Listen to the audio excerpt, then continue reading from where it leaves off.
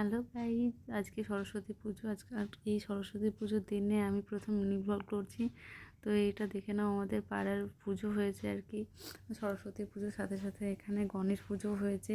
এটা আমাদের সরস্বতী ঠাকুর, এবং এই দেখো গণেশ ঠাকুর অনেকটা বড় হয়েছে, খুব সুন্দর লাগছিল ঠাকুরটা দেখতে। আর তো আমার মেয়ে রোজ এই মাঠে এসে খেলা করে, রোজ বিকেলে। এই তোর বন্ধুরা সব ওকে নিয়ে খুব মজা করছিল, খুবই ভালোবাসে এখানে আসতে।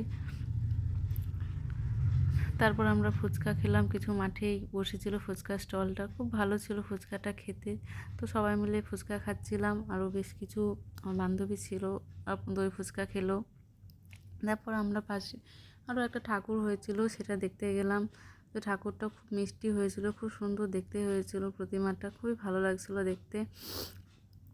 এই তো আমি আর আমার মেয়ে দেখো, মেয়েকে নিয়ে ঠাকুর দেখতে গেছি, আরও কিছু ঠাকুর দেখলাম আমি মা মেয়ে মিলে।